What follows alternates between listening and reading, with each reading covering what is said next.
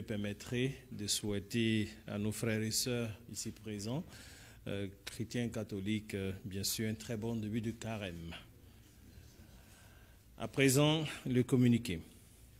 Le mercredi 6 mars 2019, un conseil des ministres s'est tenu de 10h à 13h55 au palais de la présidence de la République à Abidjan, sous la présidence de son Excellence M. Alassane Ouattara, président de la République et chef de l'État.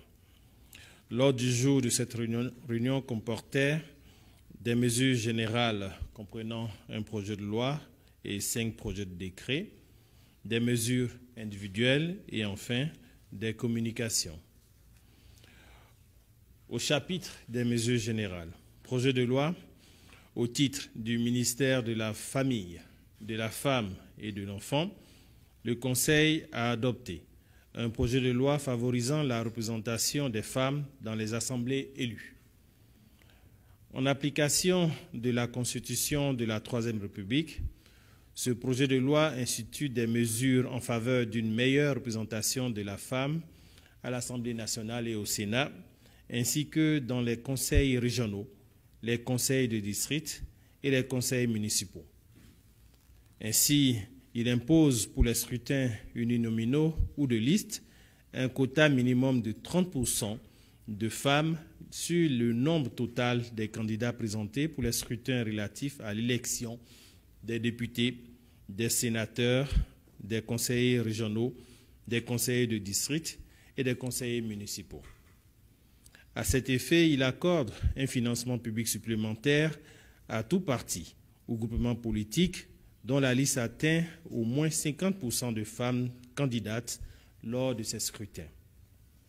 Aussi, ce projet de loi fait obligation à toute liste de candidature de respecter l'alternance des sexes, de telle sorte que si 2 candidatures du même sexe sont inscrites, la troisième soit de l'autre sexe, en vue de permettre à un plus grand nombre de femmes de participer activement à la vie politique de la nation.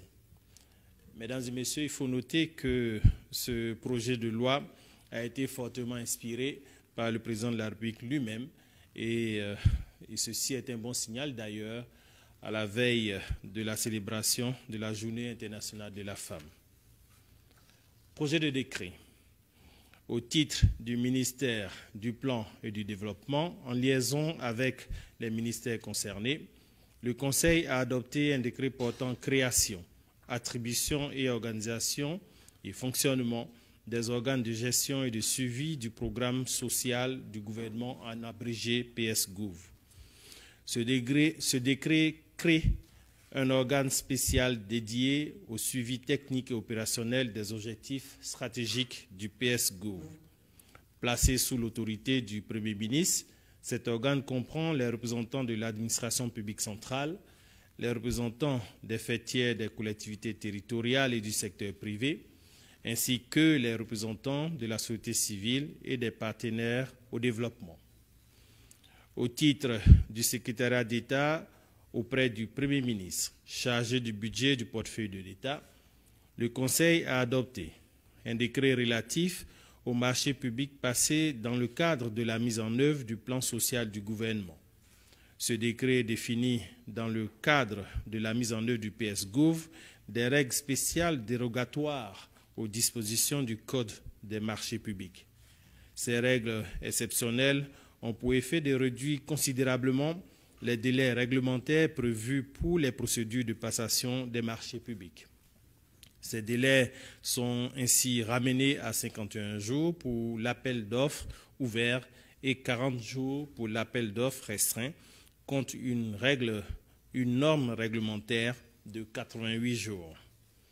Le gouvernement entend par ces aménagements accélérer l'acquisition des biens et services ainsi que la réalisation diligente des activités et des infrastructures prévues dans le PSGouv en vue d'améliorer activement et durablement les conditions de vie des populations. Au titre du ministère des Mines et de la Géologie, en liaison avec les ministères concernés, le Conseil a adopté un décret portant attribution d'un permis de recherche minière valable pour l'or à la société Géoservice CISA dans les départements de Abengourou, de Bétié, d'Azopé et de Yakassé à Tobrou. Ce permis de recherche minière est délivré pour une durée de 4 ans. Au titre du ministère du Pétrole, de l'Énergie et des Énergies renouvelables, en liaison avec les ministères concernés, le Conseil a adopté 3 décrets. Un décret portant approbation de la convention de concession pour la réalisation d'une centrale thermique à cycle combiné Cyprel 5 de 390 MW à Jacquesville. Un décret portant approbation de l'avenant numéro 6 à la convention pour le développement d'une centrale électrique au gaz naturel à Azito. Un décret portant approbation de l'avenant numéro 12 à la convention de concession du service public national de production, de transport, de distribution, d'exploitation et d'importation de l'énergie électrique. Ces décrets concourent à la mise en œuvre du programme d'accroissement des capacités de production d'électricité initié par le gouvernement en vue de satisfaire la demande nationale et de respecter les engagements pris par l'État en matière d'exportation d'électricité. Ces différentes mesures permettront de réaliser sous la forme d'un partenariat public-privé 2 centrales thermiques à cycle combiné d'une capacité installée de 643 MW pour une productible annuelle de 4 876 GWh. Au titre du secrétariat d'État, auprès du Premier ministre chargé du budget et du portefeuille de l'État, le Conseil a adopté un décret portant déconcentration de l'ordonnancement. Ce décret, conformément à la loi organique relative aux lois de finances, organise un partage des responsabilités entre tous les acteurs appelés à gérer la ressource publique afin de désengorger la chaîne de la dépense publique et d'améliorer l'utilisation des crédits. Il permet à cet effet aux présidents d'institutions et aux ministres ordonnateurs principaux des dotations, des crédits, des programmes et des budgets annexes à leur administration de déléguer leur pouvoir en la matière. Ces ordonnateurs principaux peuvent déléguer leur pouvoir d'engagement, de liquidation et d'ordonnancement des dépenses à tout agent public en fonction de ses compétences, de sa position hiérarchique ou de sa position dans l'exécution de la dépense au niveau de l'administration centrale, de l'administration déconcentrée et des établissements publics nationaux ou des représentations à l'extérieur. Ainsi, les responsables de programmes, les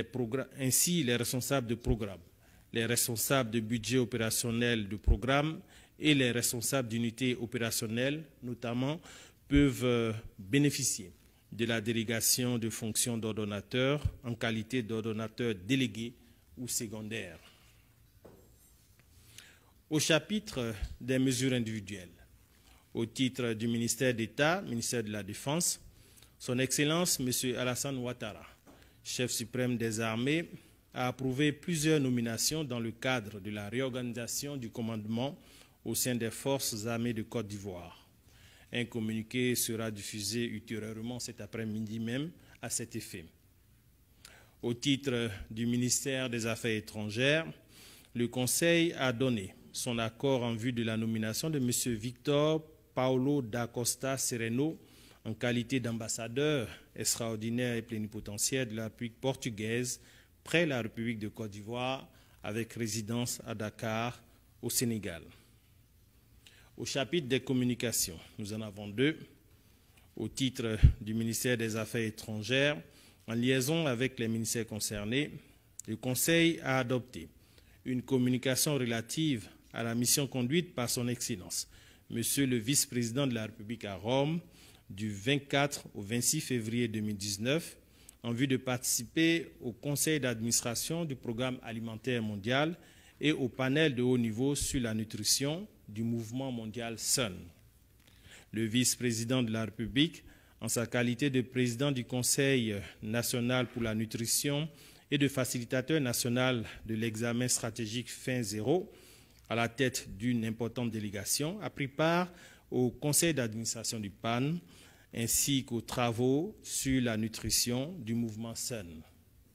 Au cours de ces différentes assises, le vice-président de la République a présenté les progrès obtenus par le gouvernement relativement à l'amélioration des indicateurs de malnutrition et a relevé la satisfaction de la Côte d'Ivoire d'abriter le Centre d'excellence contre la faim et la malnutrition en Afrique, dont le lancement est prévu pour le 25 mars 2019. Le vice-président de la République a réaffirmé l'engagement de notre pays à faire du Centre d'excellence régional une institution fédératrice et unique pour l'Afrique en termes de partage de bonnes pratiques et de succès relativement à la lutte contre la faim, la malnutrition et la pauvreté. À l'issue de cette importante mission, le vice-président de la République a obtenu du conseil d'administration du PAM l'adoption du nouveau programme stratégique d'appui du PAM à la Côte d'Ivoire pour la période 2019-2023 d'un coût global de 82 millions de dollars américains. Au titre du secrétariat d'État auprès du Premier ministre chargé du budget et du portefeuille de l'État, le Conseil a adopté une communication relative à un programme de professionnalisation des administrateurs représentant l'État au sein des conseils d'administration des sociétés du portefeuille de l'État. Ce programme de certification des administrateurs des sociétés publiques est inspiré des meilleures pratiques africaines et européennes. Il prend en compte la responsabilité sociétale et environnementale et vise à apporter des réponses appropriées à certaines problématiques propres au secteur parapublic. Ainsi, il s'agit spécifiquement de renforcer les capacités des administrateurs représentant l'État au sein des conseils d'administration des sociétés d'État et des sociétés contrôlées par l'État en les certifiant à la gestion de ce type d'entreprise en vue de relever la qualité de la gouvernance et assurer de meilleures performances aux sociétés du portefeuille de l'État. Ce programme de certification est obligatoire pour tout administrateur concerné. Le certificat spécifique d'administrateur des sociétés publiques est obtenu auprès de l'Institut national des administrateurs de Côte d'Ivoire dans les conditions d'une convention qui sera signée entre cette structure et le gouvernement. Mesdames et messieurs, vu que nous n'avons pas de divers, maintenant nous allons ouvrir le chapitre des questions, bien sûr en commençant par les questions en lien avec le Conseil, le compte-rendu du Conseil des ministres, avant d'aborder les points divers.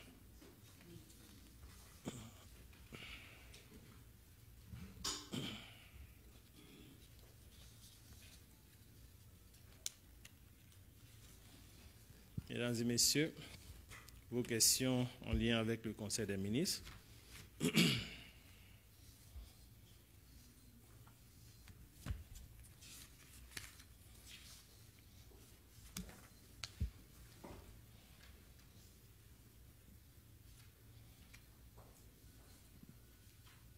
Bonjour, Monsieur le ministre. Bonjour. Je suis Ténévé Ousmane du quotidien Génération Nouvelle.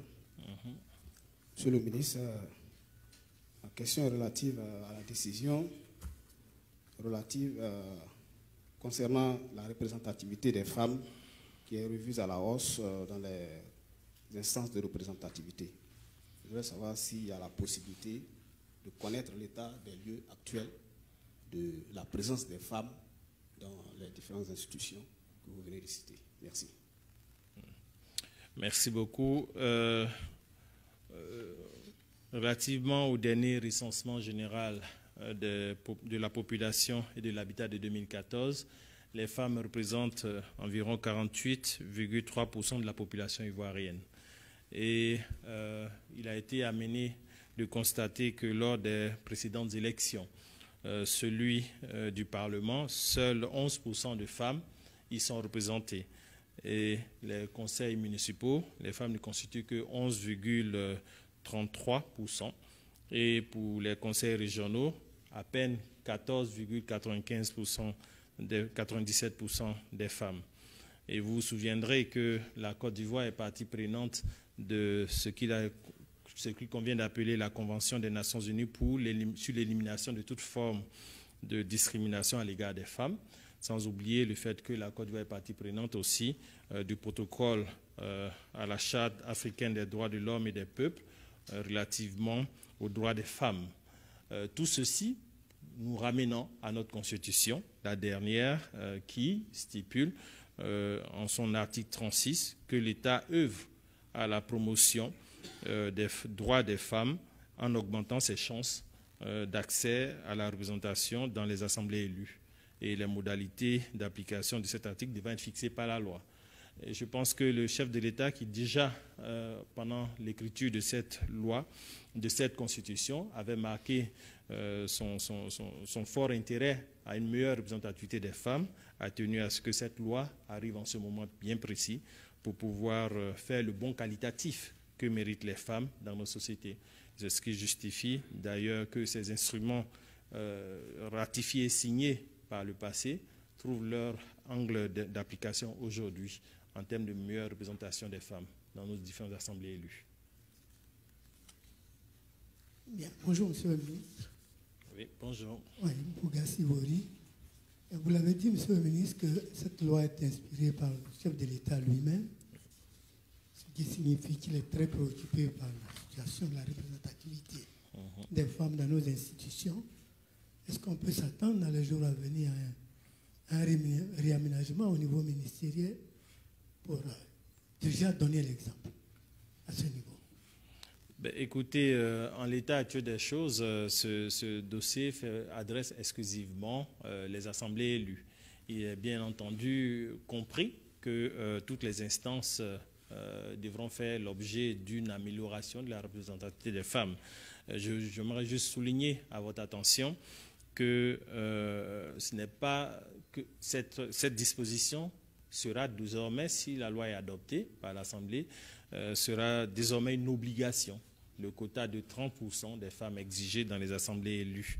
Et pas pour être placé en bas de liste de sorte à être éliminé de façon alternée sur une liste de sorte à ce que une réelle représentation des femmes soit visible sur tous les dans tous les scrutins qui se présenteront à la Côte d'Ivoire à partir d'aujourd'hui, dès que cette loi sera adoptée. Bonjour, Monsieur le ministre. Bonjour. Je suis Baudelaire du magazine Jeune Afrique et de l'agence Bloomberg. En fait, je voulais revenir sur le volet énergie de votre intervention.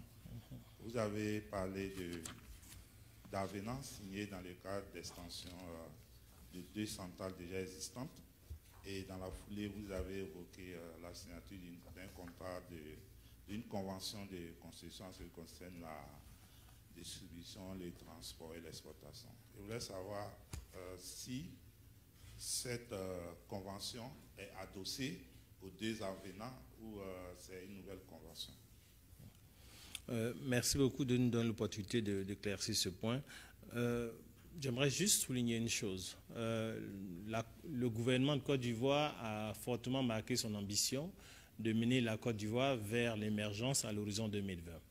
Et pour atteindre cette émergence, l'un des leviers forts de l'action demeure l'énergie. Il faut que l'énergie soit disponible en qualité et en quantité. C'est ce qui justifie d'ailleurs que continuellement, des accords sont signés de part et d'autre pour amener notre production à un niveau respectable, de sorte à pouvoir respecter ces engagements par rapport à la diffusion ou à la distribution de l'énergie aux pays voisins, mais aussi rassurer la disponibilité de cette énergie pour nos industries, nos investisseurs qui viennent s'installer en Côte d'Ivoire. L'avenant dont vous parlez est un instrument qui permet tout simplement d'ajuster les coûts relativement à ces nouvelles dispositions, ces différents projets de décret, ces conventions que nous mettons en place successivement les unes après les autres. C'est juste un réaménagement technique des précédentes conventions. Bonjour Monsieur le ministre. Oui. Touré Foussini, quotidien le Patriote. Ce matin, on assistait à la destruction d'un restaurant au niveau de la Riviera. Nous sommes encore sur le conseil. Ah, d'accord. Après, vous pourrez reprendre votre question tout à l'heure. Il n'y a pas de problème. On vous inscrit pour le prochain cycle. Sur le conseil, s'il vous plaît.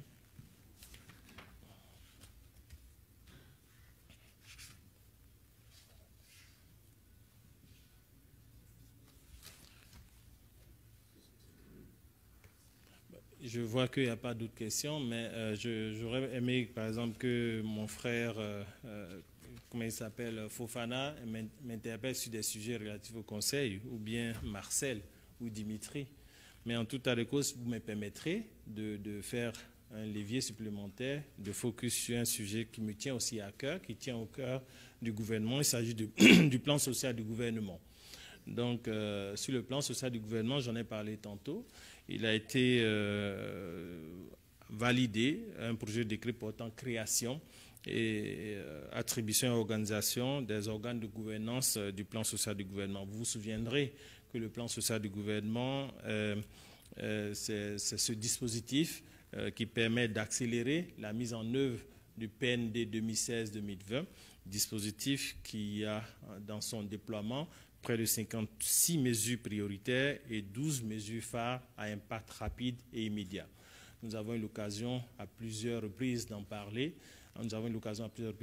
Mais il faut insister là-dessus.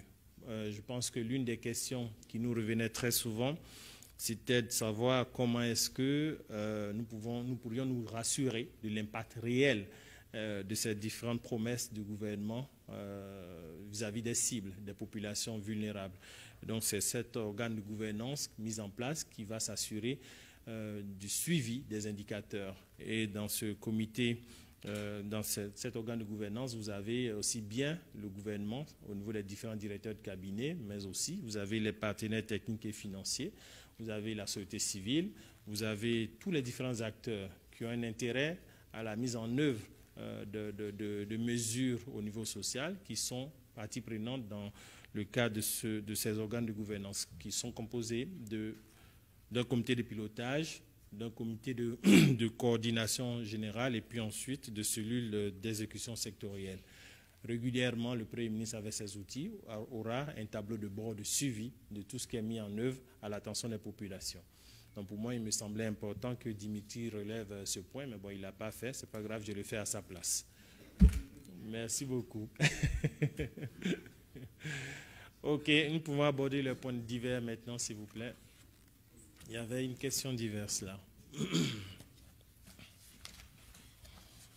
Monsieur le ministre, donc je disais qu'il y a en ce moment une opposition des jeunes de Cocody Riviera concernant un restaurant. Il y a un jeune un jeune Ivoirien qui est entré du pays, qui a installé un restaurant. Le gouvernement, selon ce qu'on a appris sur les réseaux sociaux, a demandé la démolition parce que le jeune voulait agrandir son business et le gouvernement a demandé de détruire. Monsieur le ministre, qu'en est-il exactement? Le gouvernement qui prône l'entrepreneuriat aujourd'hui, pourquoi ce tact envers ce jeune Ivoirien qui a décidé d'investir en Côte d'Ivoire? L'entrepreneuriat, mais pas à tous les prix. Parce qu'il ne faut pas oublier que je crois que c'est Texas Grill qui a été détruit d'ailleurs à la Riviera 3. Ce restaurant était installé dans le domaine public. Le principe d'être installé dans le domaine public appelle à la précarité. Donc ça veut dire quoi? En somme, quand vous êtes installé dans le domaine public, vous pouvez vous attendre d'être déménagé à tout moment pour des raisons spécifiques de sécurité ou bien de pollution spécifique. Donc, en la matière, le monsieur, je crois, le jeune homme n'a pas eu d'autorisation pour s'installer à cet endroit. Et je pense que cela lui a été notifié à plusieurs reprises. Et c'est bien sûr la conséquence de la suite après les notifications de déménagement. C'est la suite qui s'en est suivie. D'autres questions, s'il vous plaît? Bonjour, Monsieur le ministre. Je suis Cyprien Kwasi d'Abidjan.net. Alors, Monsieur le ministre, pratiquement un mois et quelques semaines que nos écoles restent fermées. La semaine dernière, il a été annoncé que les cours allaient reprendre le lundi. Le terrain nous a laissé voir que nos enfants ne sont pas à l'école. Pourquoi cela n'a pas été objet de discussion en Conseil des ministres aujourd'hui?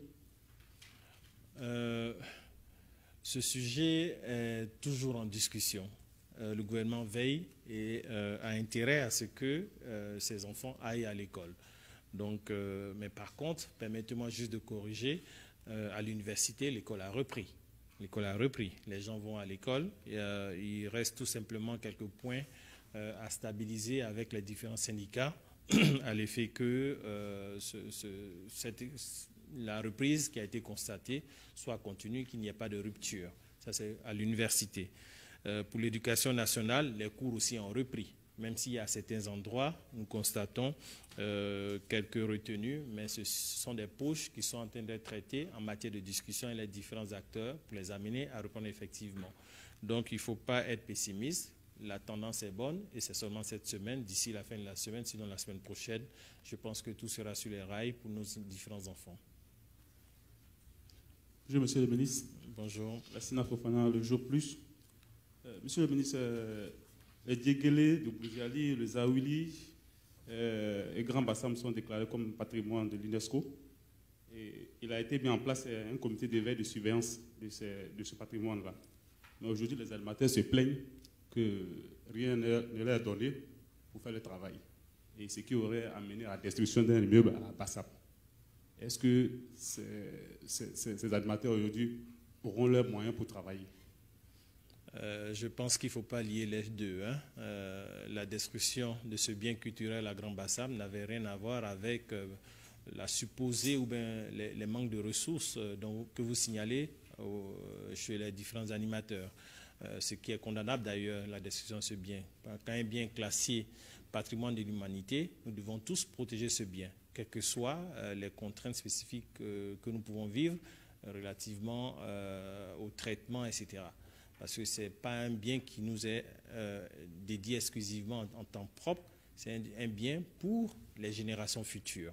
C'est une obligation. Mais relativement au problème que vous posez, je vais poser la question à mon collègue de la culture pour en avoir le cœur net et nous vous reviendrons. Merci beaucoup.